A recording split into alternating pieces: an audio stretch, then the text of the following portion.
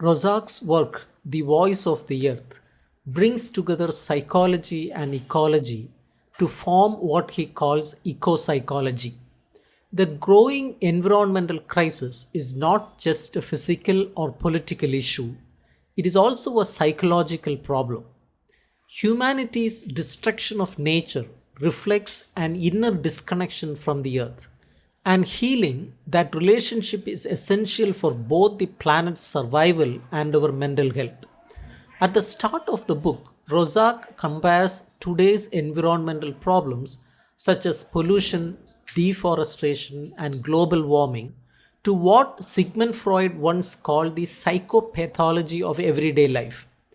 Just as Freud revealed the hidden desires and fears of individuals, Roszak says modern civilization hides its own form of mental illness, a deep alienation from nature. We behave as though we are separate from the earth, yet this illusion leads to what he calls an epidemic psychosis, a collective madness that treats the planet as dead matter to be exploited. True sanity means recognizing our emotional and spiritual bond with nature. Modern psychology focuses too narrowly on social relationships and personal conflicts.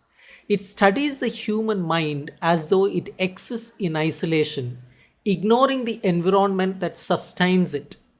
Traditional therapy often tries to adjust people to a sick society instead of questioning the cultural values that cause environmental destruction.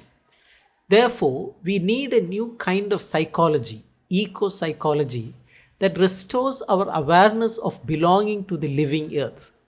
Throughout the book, Roszak views together insights from science, philosophy, mythology, and poetry.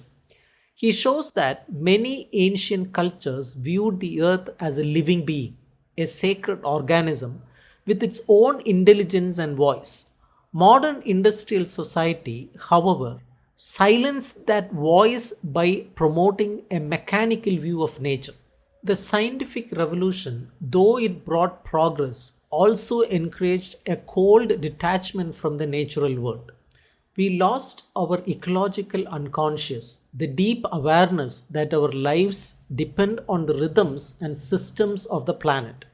In one of the central ideas of the book, Roszak explains that the ecological unconscious lies at the root of the human psyche.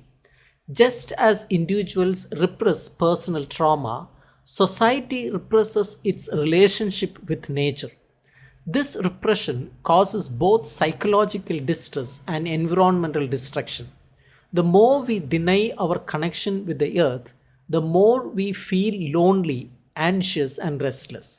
Healing must begin by listening again to what Roszak calls the voice of the earth, the inner and outer signs that remind us we are part of a larger living system. Roszak also discusses how childhood holds a key to this healing. He points to poets like Wordsworth and Traherne who remembered how children naturally feel a deep sense of wonder towards the world. For children, the world is alive. Trees, animals, and even stones seem to have their own presence and meaning. However, as people grow up, society teaches them to suppress this animistic vision and to see nature as a collection of lifeless objects. Roszak calls this process a vandalism of consciousness, arguing that modern education and science rob us of our natural empathy with the world. The book links environmental awareness with social issues. Roszak highlights the role of ecofeminism, which connects the domination of women with the domination of nature. He argues that the same patriarchal mindset that oppresses women also exploits the earth. Both are treated as resources to be controlled. Ecofeminism offers a path toward balance by recovering values like care, empathy, and interdependence, qualities long associated with the feminine. Roszak praises rituals and practices that celebrate our unity with nature, such as the Council of All Beings, where participants symbolically speak as trees, rivers, or animals.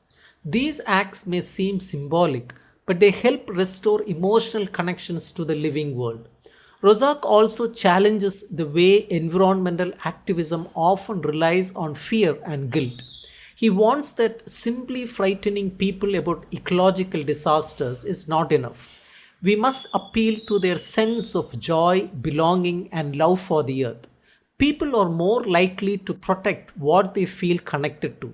A healthy environmental movement should be grounded in both reason and emotion, scientific understanding combined with a deep spiritual respect for life. Another important theme in the book is the idea of Gaia, the ancient Greek name for earth, as a living organism. Drawing from modern ecological science and the Gaia hypothesis by James Lovelock, Roszak suggests that the planet behaves like a self regulating system. But he goes further, saying that Gaia also speaks through our unconscious minds when we feel ecological anxiety, depression about pollution, or grief for lost species.